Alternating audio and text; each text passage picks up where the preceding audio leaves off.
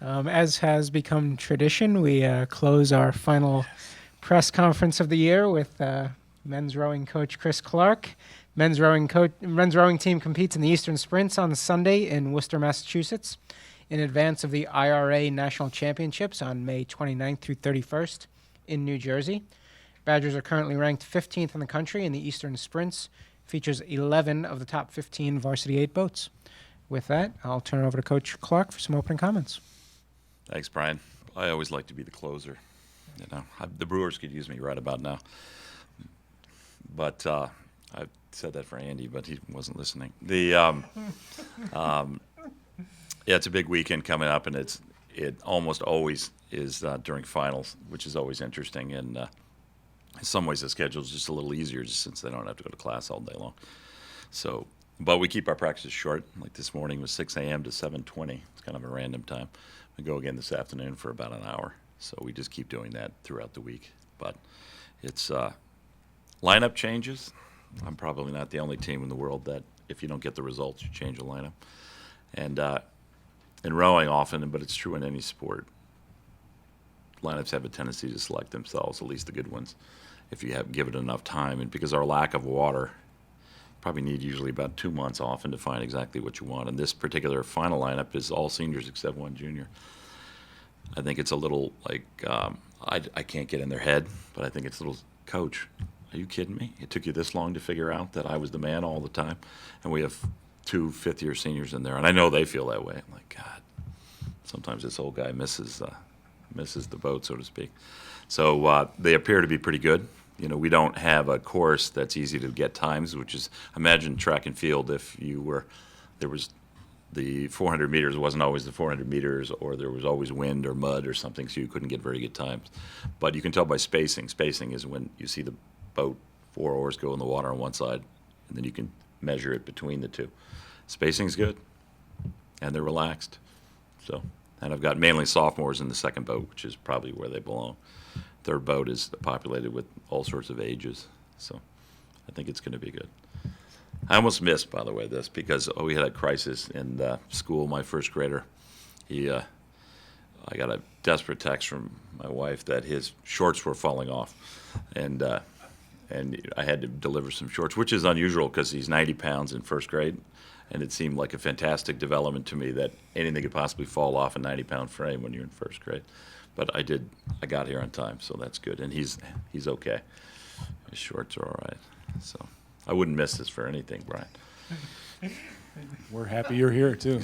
This time I feel a little less inhibited because Coach Alvarez isn't here, so I was a little nervous last time, you know.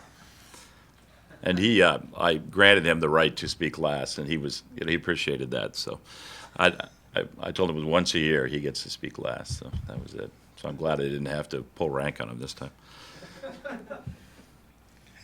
So you're feeling good about this team? I feel a lot better than I did about a week ago.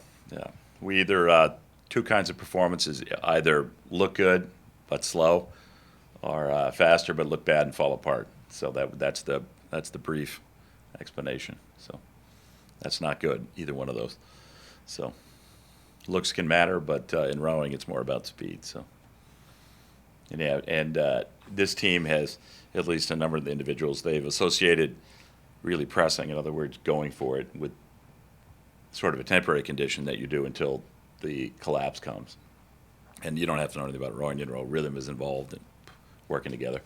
And then usually go about half the race at best until they fell apart.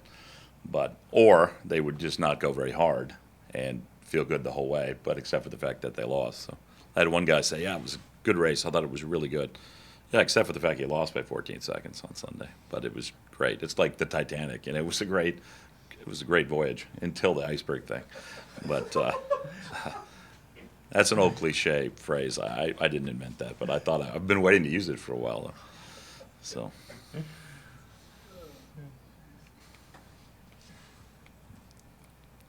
Thank you for the question. So the 90-pound first grader has some size. Is he going to be a rower? Yeah, someday? it's ironic. Of all our kids, he's probably I have 2 older sons. He's the most football-oriented. So in flag football, he's a bit of a terror. He scores a lot of TDs just because they get away from him. And he's fast. He's variously called a leprechaun because he has strawberry blonde hair, and then Kurt Rambis because he wears big, thick black glasses, but he loves football. So I think Coach Chris should be here a long time. So hopefully that'll work out. So What's this championship like? I mean, with all the nationally ranked, I mean, it's basically half the country is at this yeah, championship. it is all the best, most of the best teams. It's been around since 1946, and I don't know where the first few were, but this is in Worcester, Massachusetts, which is about 45 minutes from Boston, which is handy for those Boston crews. It's a short drive. It'd be like us rowing on the Rock River, which we often do, and probably about as far as the race up at Devil's Lake. But it's a one-day operation. You know, there's anywhere from 16 to 18 boats and 2 advance out of each heat to go to the grand final, which is 6. It's difficult. We've had a great tradition there. There was a period, again, I think I'd said over a 6-year period, the worst we did was 4th. In the last 2 years, we haven't been in the grand final, which is 1st through 6th. So it'd be nice to get back there. We have a tough heat, but rowing's strange. I mean, you can literally go overnight if you've got some constituent parts to being the same way you would see on another team, maybe a big upset. Like, wow, where did that come from? Well, they pull it all together. And they have to believe it as well. When you've been beaten down like we have for a while, I swear some of the guys don't believe that they even deserve to be that good. It's not that you're not telling them that, but they're so used to, you see it in belief all the time in any team. And they're starting to believe, wow, hey, we're not bad. I know the coach has been telling me that for 4 years, but I didn't believe it. So it's happening. And it helps to have Bo Hoopman on the staff, who is, I nickname for him is Krusty the Coach, because he's, kind of tough. And but it's nice to have a guy that's won an Olympic medals, including a gold medal, tell you the truth, because they know that it's unvarnished from him. I have a tendency, I could exaggerate a bit, so. But yeah, I know it's a surprise. But Bo does not do that. So he's plain spoken. What has to click for them to, over the years? What's been your experience in getting them to understand what? God, this doesn't help me think, but this sort of physical expression of my frustration for the past 3 years. If I rub it enough, maybe a genie will arrive and grant my 3 wishes. But I don't know. It generally, you get here, there's 5 of these 8 were novices before they got here, which helps. And they go from not believing they can do the sport to being, they were athletic to begin with, and you've uncovered people who like to race, and they race a lot in the summer. Most of them will go 25 to 30 times down the course. That means, just like it sounds, that many starts, whereas in a college season you might have 11. So they do that. They just pack up race. I found the most important thing is to be able to race. Obviously, you got to win races, but you need to race a lot. Usually when you lose, you often, if you're competitive, well, they have more experience. Well, what's that mean? Not to mention chronologically, they may be older, but they've raced more.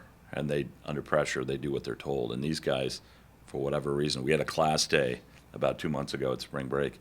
It was this entire boat except one person. So, the seniors. And there's a little bit of, when I'm talking, I can say, I told you so, which is fine. I don't care. You can tell me anything you want. Just go fast. Coaches are never wrong in some ways, and here's why. Or they can't lose. That's a better way to put it.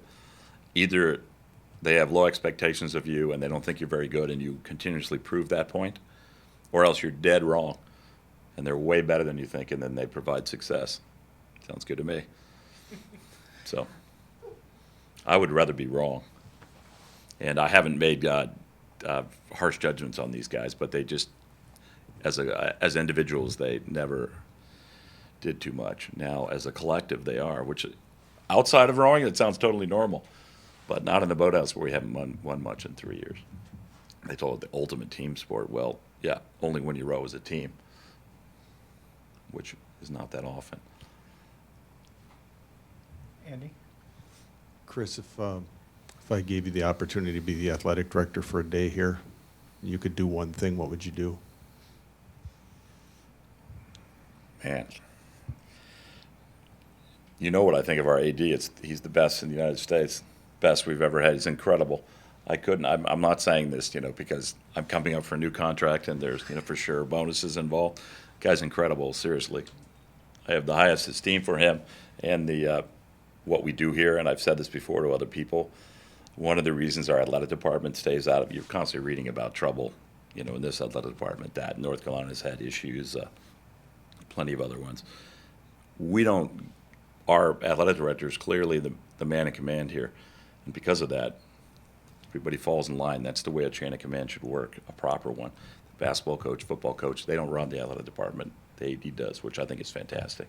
And I'd probably just talk the whole day anyway, and I would get nothing done. So even as an exercise, it wouldn't be a good idea. So I would do nothing different. Yes, I would. I would decline the honor and say thank you. I appreciate it. Anyway, our athletic department's great, just the way it is. But that was an interesting question. Thank you. Paul. One boat that has been successful this year is the freshman 8. Mm-hmm. Can you talk about them? I think they're seeded pretty highly for this weekend. Yeah, too. they've got some real studs. Biggest guy, he's the 6'11" guy. He's good. And most teams now are bringing those guys up, but I wanted to keep them together as a unit. Someone's got to get used to winning or being successful. It's a lot easier. If you get beaten down early, it's hard to come out of that. Again, you start to expect that. So hopefully that's the case now. Just watching them today, because of what we were doing, I was able to see them up close and personal, and they're racers. They like to be in the lead. They're uncomfortable when they're not, which matters a lot. Because in rowing, remember, you're looking back on somebody who's behind you. It's not like running where you can stalk them. So, and that's great as far as I'm concerned. They're tall, a lot of big guys too. 3 of whom are novices this year, which is great. And 2 of those guys are big AAU basketball players, which I really like as well. It's a motivation I use. They're racing all these Europeans and God knows what else. So come on, those guys can't play basketball. They probably can't even make a layup. So I wouldn't be afraid of those guys on the line. So. Eric. You talked about rowing as a team. In a lot of other sports, basketball, you have ball hogs. You know, baseball or football, you've got bad locker room guys. When you say if you're not rowing as a team, what does that mean necessarily? Because they're all in the boat, they're all rowing. But how can you not row as a team? It could be just talent. You know, someone isn't sophisticated enough to feel the way the boat's supposed to go and what you're supposed to do. It could be a coaching problem. In other words, it all comes back. It's all our responsibility, especially when they first start teaching them what are the most important things. So, and if they focus too much on feel, which a lot of rowers do, especially scullers in particular, that doesn't sound funny to you, but anybody that knows anything about rowing, yeah. Sculling is sort of like Greco-Roman versus freestyle. It's similar, but not the same. And if you focus on feel, I like to say, if you want to feel good in rowing, don't get in the boat. Just don't row. Rowing, it's miserable when it's cold and water splashing. And you don't realize you get splashed almost every single stroke. And when the water's 35 degrees, doesn't feel good. So a lot of guys will focus on that, and meanwhile they're getting beat when the speed of the boat or winning is what feels good. Bo, he gives our field speech once a year to the high school kids that come here. And I said, all right, guys, we're going to get touchy-feely here. They go, yeah, all right. So, Bo, you won the Olympics. How did that feel? He says, good. I said, all right, that's it. That's our touchy-feely speech. Don't focus too much on it. So I don't think I answered your question completely, but you got the point. So thank you. Yeah, I think I said something. Appreciate it. This is fun. This is the end of the year, but I'm going to, don't worry, I won't go on forever. Does anyone else have anything else?